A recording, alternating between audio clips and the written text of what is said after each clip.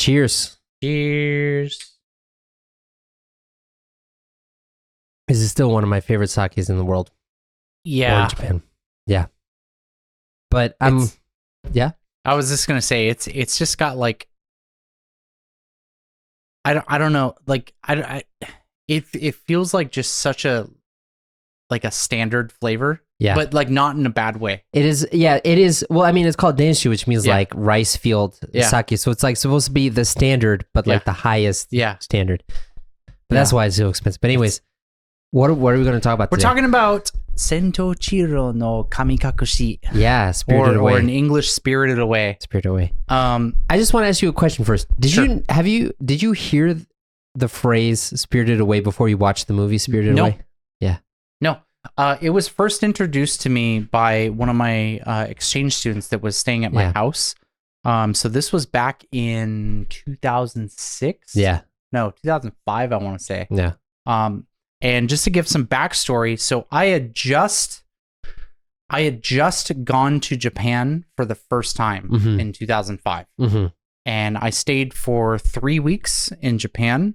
I did homestay in Hyogo-ken. If you guys are familiar with Hyogo-ken, it's Sanda. Sanda. Not Mita, but not Sanda. Mita, which is, I love it because I work in Mita. Yeah. But it's like there's that cool connection. Yeah. But yeah, so I stayed there, had a lovely time, absolutely fell in love with Japan.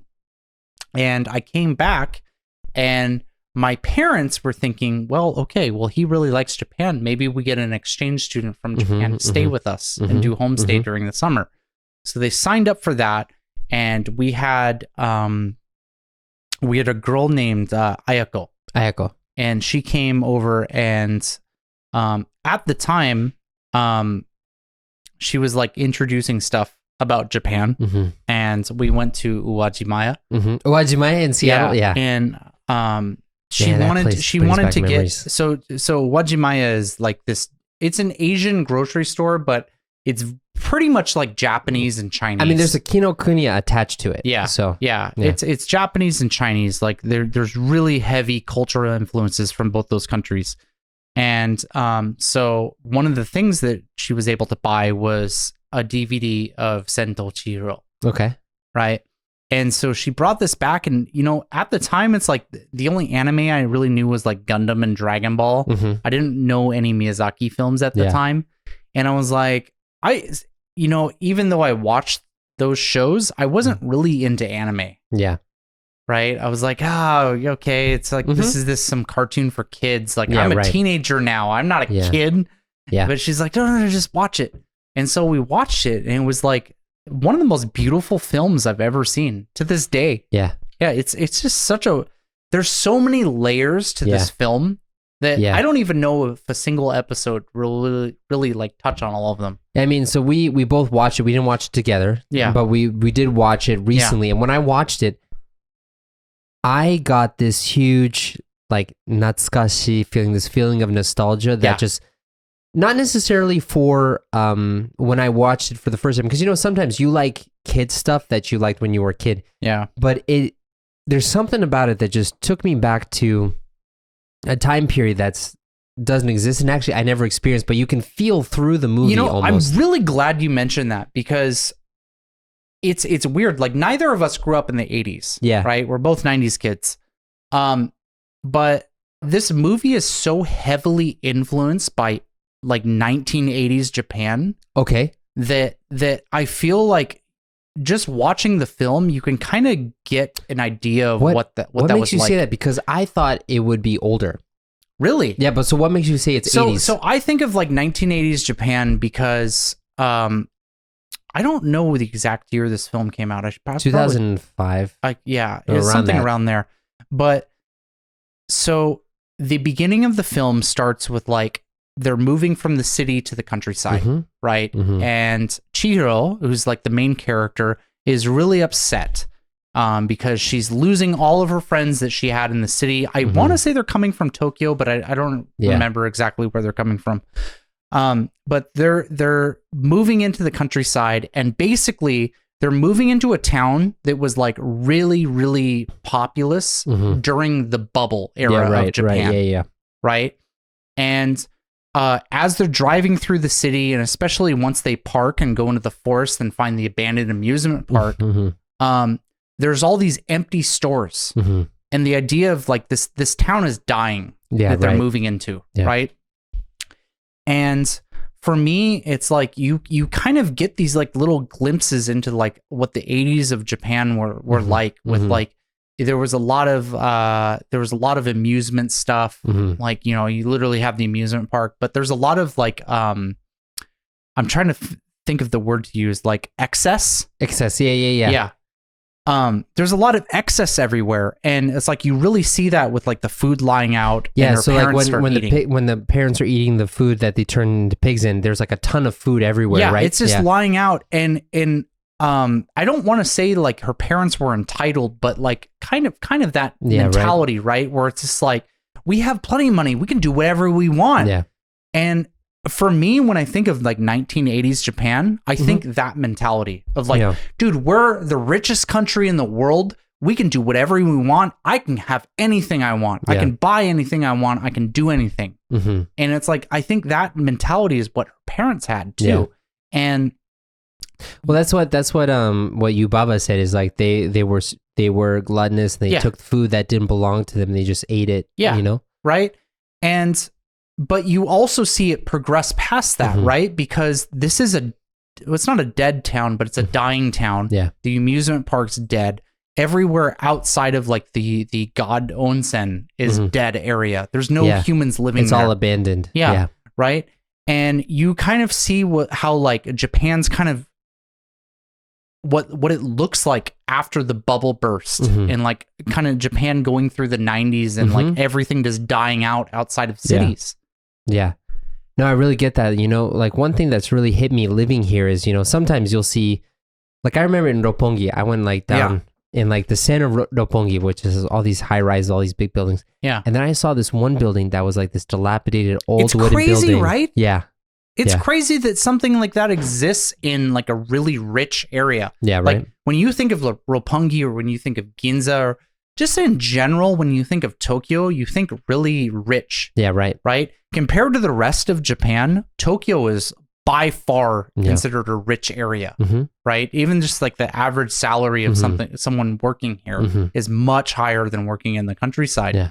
So you don't really think of like these like abandoned or really dilapidated places, but they exist. Yeah, right. They exist. They're getting like more and more, you know? Yeah. Especially with the population decline. Yeah. But so the reason why I thought that maybe it was more about like an older part of Japan is I think about the train scene. Yeah. The train scene is my favorite thing. It feels very old fashioned. So I got to tell you, so a couple years ago, I went to Hokkaido for the first time. I went to Sapporo. And there's a train, I know where you're going with this. There's a train that goes right around from Sapporo to Otaru. Yeah. And it's like you're riding on the ocean. It really feels like the scene. Yeah, it really feels like that. And you know, so I'm a person who, when I watch movies, I like to think about the deeper meaning of movies. Sure. And there's still so much in Sen to Chihiro that I don't understand. Yeah. Like one of them is the train. Like, why is the train the way it is? You know, and like, why is it that the train is from like 1930s? Whereas, like you said, the amusement park's from the 80s probably. Yeah. And then the bathhouse is from before then, like Meiji or like before that. It's very old fashioned, you know? Yeah. So why is it that like the train is from the 30s? You know, it's like this mix of all these different cultures. You know, one thing though I will tell you, and this is in the exact opposite direction I'm going, but I have an answer to that not the answer, but I have an answer. Tell me an answer, man. Well, do you want to keep going with that? No, because it's completely separate. So what I'm going to go through. I think that was put in the film to show that Japan does not progress the same way that a lot of other countries progress. Okay. Right? Because when you think of like, I'm going to associate with America because America is the country I'm most familiar with. When America progresses, it feels like the whole country just flips overnight. Yeah. Right? It's like, okay, this was okay before, now it's not okay. Yeah. Here's what we're doing now. Right? And Japan doesn't feel like that. And I think the reason why all these different like eras are represented in this movie is because it represents the fact that parts of Japan will adopt a new change, and because Japan as a country is so resistant to change that there's still pockets here in this country that you can find that people are still living like it was in previous eras. Yeah. Right. And I think maybe that's not the reason, but that's how it feels like to me. It could be. You know, I know like so Hayao Miyazaki, right? So he makes movies really based on his value systems. So, you know, I think about Miyazaki versus Disney a lot because they're kind of like Hayao Miyazaki is like the Disney of Japan, right? Oh, definitely. Yeah. Yeah. And Disney is also like, I call him my spirit animal pretty much. But, like Walt Disney? Walt Disney, yeah. Like when I need motivation, I think about Walt Disney's life pretty much. But like with Miyazaki, he really focuses on anti-nuclear war, anti-nuclear power, also environmentalism, and he does have a little bit of the good old days, Japan's going in a wrong direction kind of like message in all of his movies. I think that's like every one of his movies has that. Yeah, and so it could also be that he's trying to go back to like, hey, you know, things were really good in the past, you know, like let's remember the good things of the past as well. I mean, who knows?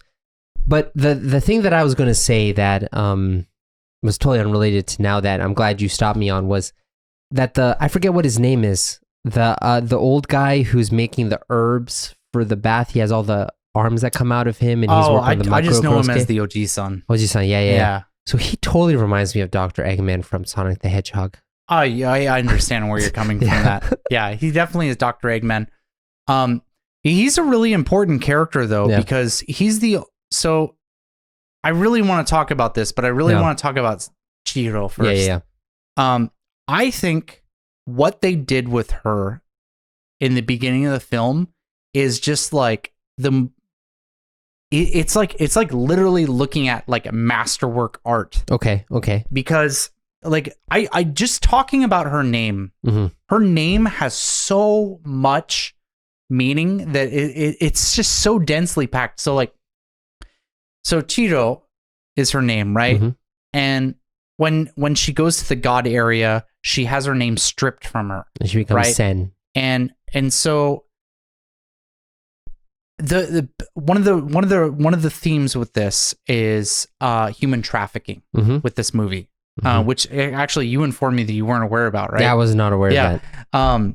So like one of the themes of this is human trafficking, and the fact that her name is stripped, and Sen just means 1,000 in Japanese, right?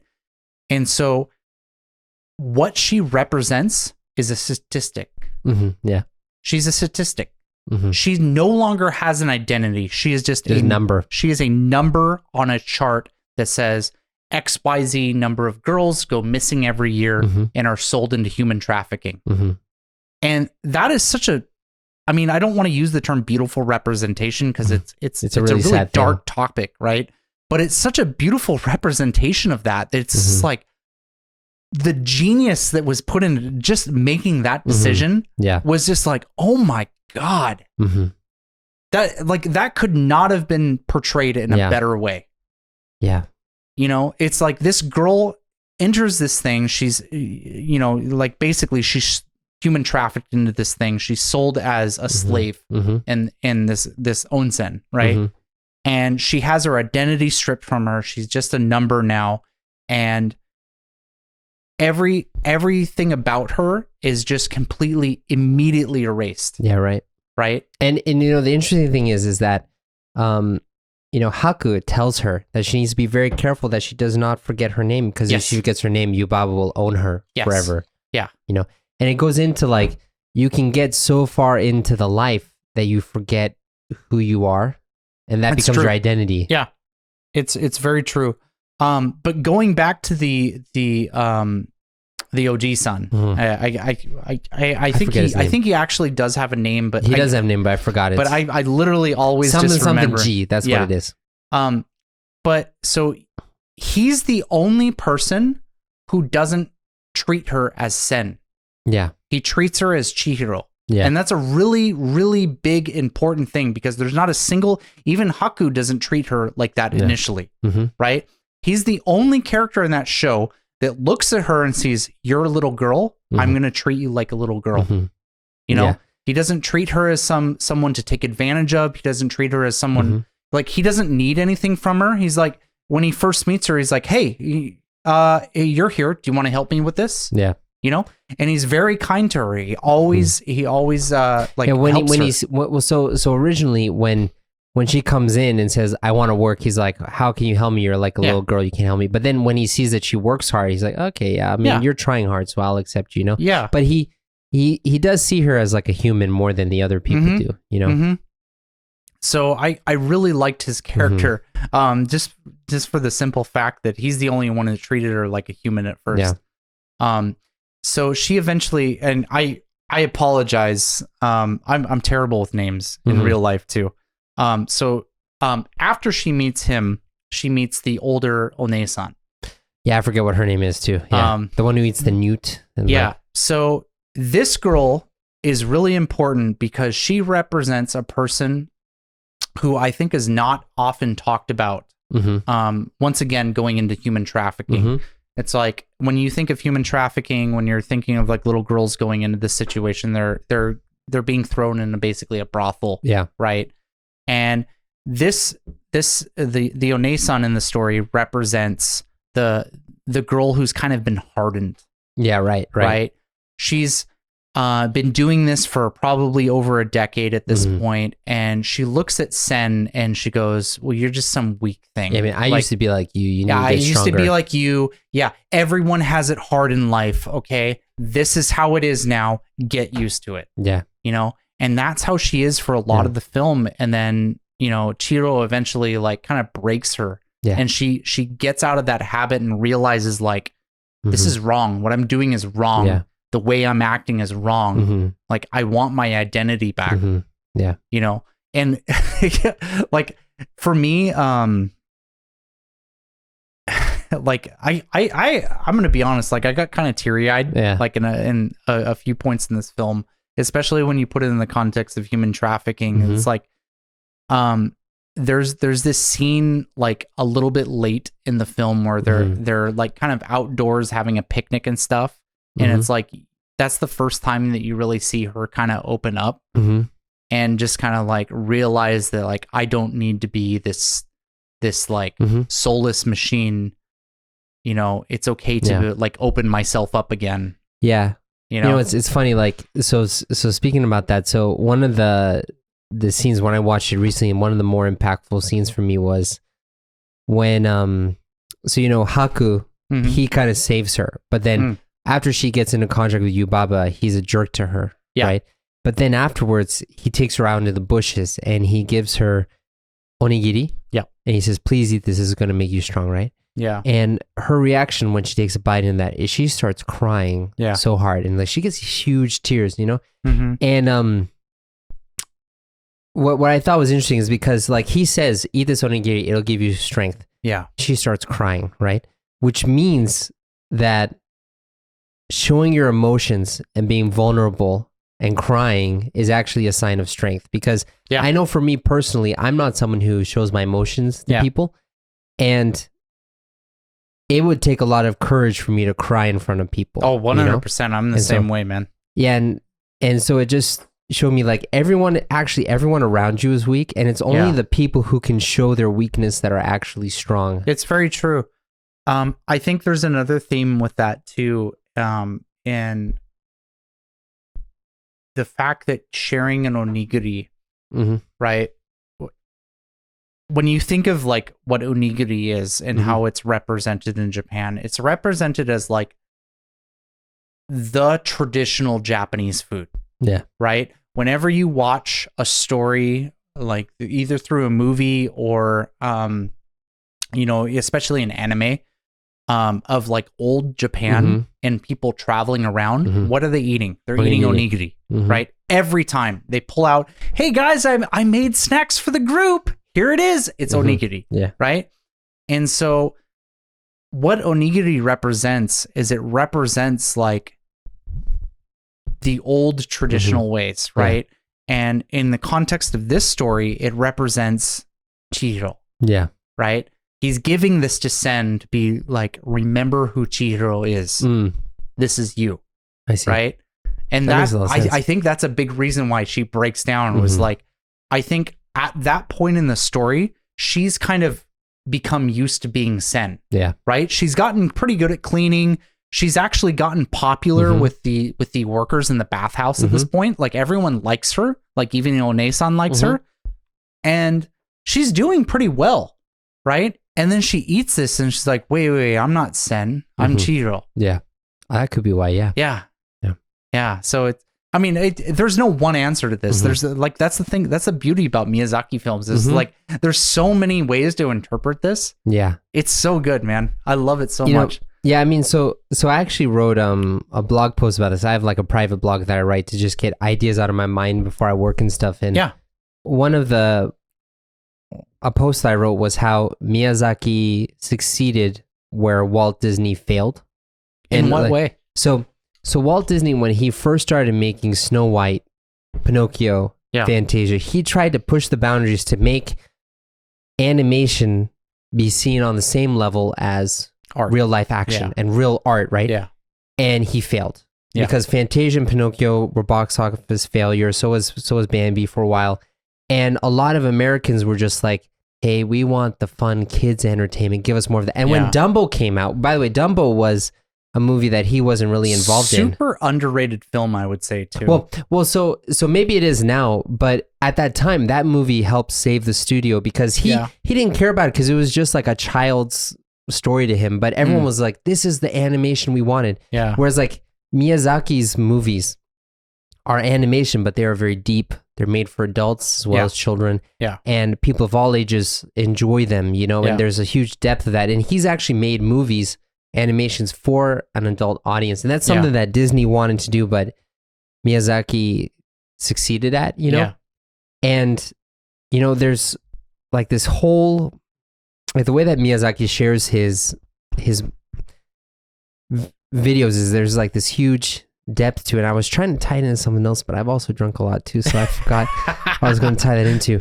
But like a famous director? No. So what were you just talking about before? About the characters? Yeah. Before I went into that whole spiel about Walt Disney Miyazaki.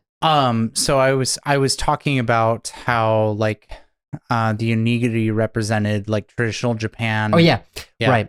So one thing that was another huge thing in that movie that really hit me was like the desire for money and basically like, you know, because you think about the human trafficking theme, right? And where Chihiro is like for lack of where she's like a prostitute, basically. She's selling her body to like work at the thing, right? Yeah. But the thing is that when No Face comes out and he has all the gold, the people will do anything for that gold, right? And what was interesting when I was researching about this is the bathhouse itself is Edo Jidai style, right? So it's like from the 1700s. Yeah. But Yubaba's room and her clothing is from the Meiji period. Yep. Like the 1860s, I actually 70s. Didn't know that. Yeah. Yeah. So her dress is very much like Western at that time period. And like what I guess subliminally what Miyazaki was trying to say is that it was the gluttony and the avarice, the greed of the Meiji period like magnates that drove all this stuff to happen. Because if you think about Yubaba, she's like a piece of work. She's like a piece of crap, right? Yeah. But all she cares about is money, and she's kind of typified in this like Meiji period values, whereas like the rest of the bathhouse is Edo style, which is more traditional, more pure, I guess. But then even so, because of underneath Yubaba, everyone just cares about money. So when No Face comes by, they're like, hey, I'm going to forget about all of my duties at the bathhouse. Just give me money. Give me money. I'll do anything for, I don't care like, if you just eat please. me. Yeah. Like, yeah. That whole like No Face thing too. No Face is a really interesting character too, because so surface level, going back to the human trafficking thing, he's supposed to represent in what we'd say in English as a John. As a John, yeah. He's a John. And basically, what is a John? So a John is a term that we use in America as a man who purchases a prostitute. Yeah. So it's a customer of prostitution. Or a customer for prostitution, right? Mm-hmm. And crap, man. we drank a lot. We filmed the whole episode and drank a whole bottle. Yeah. So yeah, he represents like the average John. Yeah, right. And specific to Japan, I think that I think is a little bit different from America is I think the customers for prostitution are usually associated with like people who are more well off. Yeah. Like I don't think the average guy well is not really associated with prostitutes here. Yeah. Right. And so this guy's representing a wealthy guy coming in and going, "Oh yeah, you know what? I can have whatever I want. A child? Yeah, I'll buy a child." You know, and that's who he is. But what was really interesting though is when Chihiro says no to him. Yeah. What's his reaction? He says freaks out. No, but before he freaks out, he says, "Samishi, I'm lonely. Yeah. I'm lonely," right? Yeah. And so it's like this guy who has all this stuff in the world, but he is so lonely that loneliness is kind of like seikaga hinekute, like his personality is getting perverted, is getting turned around, you know? Yeah. I mean, it's pretty obvious to see that like this guy is not a well put together person. Yeah. Right. Obviously somebody who's partaking in this kind of business, especially somebody who's like trying to get this out of a child, is not a good person and is not a mentally like okay person. Although right? another thing that you could say about that is because Chihiro is the person who lets him in, and Chihiro is the first person who gives him attention. So it could be that she's a child, but it could also be that he just got a little bit of attention from her, and so he kind of just latched onto her, you know? Yeah, that's an interesting point. Because to be honest, like in my past, because I grew up really lonely, I didn't have any friends really until 14 years old. And even in my relationships in high school, when I had girlfriends, I would see that come out where like I would get the least amount of like compliments and I'd fall in love with the girl. God, now I'm spilling. What have you done to me, Arthur? It's not me, man. We're like Chihiro's parents, just trying to like we're the people in excess. No, so I'm gonna reach out on a limb, and I'm not trying to associate you with pedophiles. So please don't associate me with pedophiles. I'm just gonna start right off the bat. I'm not a pedophile. I'm not trying to do that. But a really common thing with people who are pedophiles, people who are predators of children, is something they will say is they are emotionally stunted at an age. Yeah. Right? That's a really common thing that they will say. And so when a person that's around that age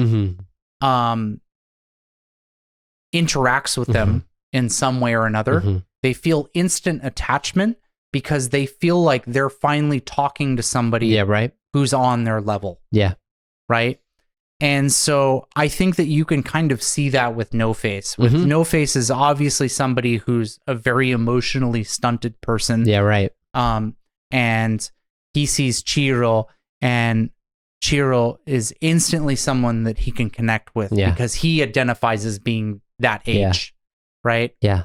You know, it really reminds me of like now that you say it like that, it really reminds me of like otaku and chikai idol culture here. Yeah. Where like, so one of the most like uncomfortable kind of things that gives me shivers about Japanese culture is the chikai idol culture here, like in Akihabara, right? Where you'll have like these young 13, 14, 15-year-old girls who are like doing dances and singing. And you have all these like middle-aged men who are just like cheering them on and stuff like that. And and you know, it's like they'll say, "Oh, you know, it's all innocent. I just want to support them." But you know, if they were alone in a room together, you know what would happen, right? Yeah, it's exactly. Like, I paid you money. You owe me something. Like I just really see that culture there, you know, and that's something that doesn't really exist in the United States. It does, but it permeates in different ways. Oh, can you explain that for me? So, okay, I'll give you a really good representation. Britney Spears. What about her? She's exactly the kind of idol that you would see here in Japan. But like people, like, what makes you say that? What makes me say that? Well, okay. So she was sexualized in the same way that many of the young idols here in Japan are sexualized. To be fair, though, I will say that Japan, being a more conservative society, wasn't brought to the extent that someone like Britney Spears was brought to, because like she did like "Hit Me Baby One More Time." If you guys hit me, baby, one more time. Like all of those, Britney Spears exploded when she was like 15. Really? Okay. Oh, she was like 15? She was 15 or 16 years old. Okay. When she exploded onto the scene. Okay. And she was everywhere. And if you go back and look at like the music videos of how Britney Spears, or honestly, if you look at like her interviews now, like, you know, in the past like 10 years of like where she kind of reflects on her career and she talks about it, she was heavily sexualized. Yeah. Heavily. Like, it's so obvious just from the videos, but you think about it, she's 16 years old in those videos. Okay. You know, so America does it too. You know, it's like you have the child beauty pageants. Oh yeah, those are so cringe, man. They're really cringe. But it's like that culture exists in all cultures. I just think in Japan, I feel like it's I hate to use the word tolerated. It's more normalized. But it's more normalized here for sure. Which it sucks to say, right? But yeah. Man, so we got really deep into like analytics and like the analysis and like the deeper meaning of Chihiro. But I gotta ask you, what was your favorite scene from Sen to Chihiro? Oh man, there's so many good ones. You know, ironically, it wasn't the end. Yeah. That's a really hard question to ask because visually, I'll start with that. My favorite scene visually is probably something that everyone else really liked. It's the scene where nighttime first starts and all the gods start crossing the bridge over into the onsen. Yeah. It's like that scene. So I know it's not based off of a place in Japan because I think it's a place in Taiwan, right? Yeah, I think Miyazaki actually said like it's inspired by this like hotel in Taiwan. But when I first came to Hakone, there's an onsen that's built and that has a bridge over like the river that goes through the town. And when I first got there, it was like in the evening. And, you know, there was like lanterns lit and everything. And so like the atmosphere and like the scene that I saw when I went to Hakone is like the same feeling that I feel when I saw that scene of like people going over the bridge and going into the onsen and Sento Chihiro. So that's my favorite scene visually. Yeah. My favorite scene, like emotionally, or I guess thinking a little bit deeper, that's a hard one. I think I have two scenes. The first scene is where Chihiro gets her name Sen. Yeah. For the reason that I explained. When the letters come off of the page. Yeah, they come off the page, like it's literally removing her identity. And, you know, I talked about how much I think it's just such a genius thing to give her the name Sen because there's so much meaning in that, right? The other thing is when she saves Haku. Oh yeah, right. She saves Haku. Like she puts the thing in his mouth and holds him down and stuff. Yeah. So Haku, I might be making this wrong, but I think he's supposed to represent Tamagawa. Oh, I'm not sure if it's. I think the river spirit is supposed to represent Tamagawa, the one with the bicycle in him. Yeah. He's supposed to represent a river that she almost drowned in when she was a kid, and he saved her. Yeah. Oh, maybe Haku's supposed to represent like a stream or something, right? Yeah. Well, it's like Kohakugawa or something like that. Anyways, so. Like the scene that she saves him because he's. Do you want to talk about him? No, you talk about him. Okay. I don't know what you want to talk about him, so I'm trying to. So I was thinking if you wanted to introduce him, like, and talk about him as a character. Haku? Yeah. Dude, I don't really know how to describe him very well because he just seems like a boy, but he's also a river spirit. Yeah. Do you think there's like any connection with him with the world and everything? I didn't go that far into it. Tell me, man. All right. So here's what I got out of him. Yeah. And like, it's the great thing about art, and I think the great thing about Miyazaki films, and a big reason why I think there's a big step up from Disney is Miyazaki films are really art. Yeah, right. Right? And when you go to an art exhibit, there's no right way to look at a painting, right? It's just looking at a painting and trying to get something from it, but it doesn't need to be the same. Whereas if you look at a Disney film, and you brought this up earlier, Disney films there's nothing bad about them. They're really great. Like you look at like the golden age of Disney, it's like Aladdin, Snow White, there's so many different films that are just really beautiful, but they're very easy to interpret it. Yeah, right. You can't look at Aladdin and go, this means this, or this could it mean means this? Yeah. It's like, no, Aladdin is Aladdin. It's a story of Aladdin. It's an Arabic story. It's like, it talks about a poor guy being really humble and just being a good guy, right? And kind of going through stuff, right?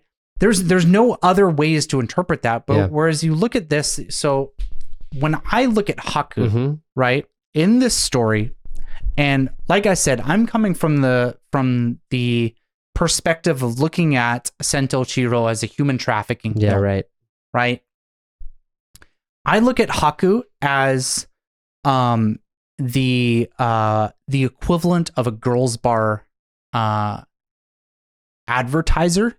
Okay, I would say. So like if you're ever out in Shibuya, there's Shinjuku. or Shinjuku, I'm trying to think. Roppongi. Like, there's a lot of places here in Tokyo that have these. There's often these like young, usually handsome guys that are just like, "Hey, dude, you want to come meet these girls?" Like that kind of thing. And they'll come and like grab people off the street. And for me, Haku feels like that kind of guy. Yeah, I see the guy who's like trying to reach out and grab people and bring them into this onsen. Yeah. So Yubaba's the mama who owns the brothel, and he's the man who brings in. Yeah, he's the man he's the advertiser guy. Yeah, right. And he's in the film. He's this like he's like a child god dragon thing, but like he's perceived as handsome. Yeah, right. He's perceived as like a desirable person, right? And he's going out and doing these jobs for Yubaba. He's doing these under the table jobs, but he's also kind of like advertising for the onsen, right? And that's how I look at him as. And that makes a lot of sense. For me, something that was really powerful with Chiro saving him is he's an evil character. In the story, he's not a good person. Right. But Chiro doesn't care, and she saves him. She looks at him and goes, "Okay, well, you have problems, dude. I want to fix your problems." And he's like, "No, I don't have problems. Okay, you're looking too deep. You're just some stupid girl who showed up. Like, you don't worry about me. Okay, like you need to worry about yourself, right?" But she doesn't care. She keeps pushing throughout the film. And you really see that when he's a dragon and he's being chased by the things and she saves him. Because he resists so much, but she goes to save him anyways. Yeah, and she eventually changes him. Yeah. Like he goes back to like, well, I mean, I can't really say he goes back to being a little boy. He goes back to being like a river god. Yeah, well, he remembers who he is. He remembers who he is, right? She tells him who his name is, Kohakugawa, right? Yeah. So like, he eventually is able to regain his identity and stop being this like monster, basically. Yeah, man. Yeah, there's like so much depth in this movie. Like you said, we could talk about this for hours, man. Yeah, man. Yuzuki-san, do you know how long we've been talking? 39 minutes already, man. I feel like we just hit the surface. We have just hit the surface. Because like one other theme that I want to bring up, because like I said, I mean, the thing about like, you ever see the movie Shrek, and Shrek talks about ogres being onions? Yeah. Well, Miyazaki films are like onions. Yeah. There's many layers. Right. So, like I feel like the first level is looking at how Japan has survived after the bubble popped. Yeah, right. Right? That's like the first level of the film. The second level of film is a coming of age story about a girl who starts the film as a child and ends the film as not really an adult, but a young woman, right? That's the second layer. The third layer is the human trafficking thing I talked about. And I feel like, well, this is kind of like third and fourth layer because it's like, it's not really deeper than the human trafficking, but an environmental story. Yeah, totally. Right? Totally. There's an environmental story about how, like, you know, in the context of Japan, but I'm not going to say this is unique to Japan because, you know, climate change is a thing worldwide, but you know, Japan has trashed the natural environment so much, and there's so many examples of that in this movie. Yeah, with the abandoned amusement park. Yeah, and also the river spirit that has a bike in him. The river spirit that is like dying because it has like so much garbage inside of it. Even Haku being such a toxic person because of how polluted his river is. Yeah. There's a lot of examples of that. And, you know, Miyazaki choosing to represent the bathhouse and the train scene from like previous eras in Japan to show that, hey guys, you know, technology is great and all, but things have gotten a lot worse because of the technology. Yeah, I really feel like, what is it? The environmentalist theme is very constant in like all of his movies. So to be honest, I haven't really seen Miyazaki movies past Ponyo. Yeah. I know like Nausicaa, I know Sento Chihiro. Yeah. And like even, so I watched Laputa the other day too. Yeah. Like that also has like an environmental aspect to it too. Yeah. You know, just like, you know, we talked about Japanese religion. We talked about how Shinto isn't really like a religion, it's more of a mindset. Yeah. And I really feel like Miyazaki films really personify like Shinto. I could see where you're coming from that. Yeah. You know? Yeah. Yeah. Yeah. I think this is a good stopping point though. Yeah. Well, dude, you just poured more. What's going on? I thought we were going to finish, but now you just poured us. We got to do like a finishing cheers, I guess. I guess so. We'll just do a final cheers. All right, man. The next video we'll watch together is Kiki's Delivery Service, Majoro no Takyubi. I'm really excited about this film because I saw this, but I'm going to be honest, it was about 10 years ago. Yeah. So I really look forward to watching it again. But my impressions from Kiki's Delivery Service was it still has like deeper meanings, but it's a very much more lighthearted film. It is lighthearted. And you know, when we talk about that there, I can also talk about like the chronology of Studio Ghibli, because you can really trace the development of Studio Ghibli to its topic matter, I guess. Yeah. Subject matter. Yeah. But we'll leave that for next time. Yeah, man. I really want to do Kiki's Delivery Service, and I really think after that, dude, we gotta watch Howl's Moving Castle. Okay, we'll do that. We'll do that, man. Yeah, because there's so much to talk about with that one too. I totally don't remember that movie, so I want to watch that one. I'll see you next time. Yeah, see ya.